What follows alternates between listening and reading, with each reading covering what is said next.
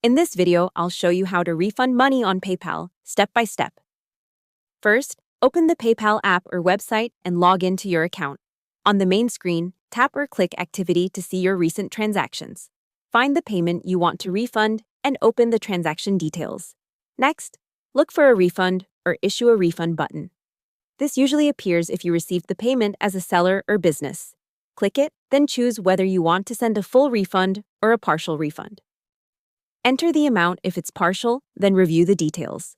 Before you confirm, double-check the transaction, the refund amount, and the funding source that will be used. When everything looks correct, click Submit or Issue Refund. The buyer will get a notification, and the money will be returned to their original payment method where possible. If you don't see a refund button, it may be a friends and family payment, and you'll need to send money back manually using Send. I hope the tutorial was helpful. Subscribe to my channel and see you in the next video.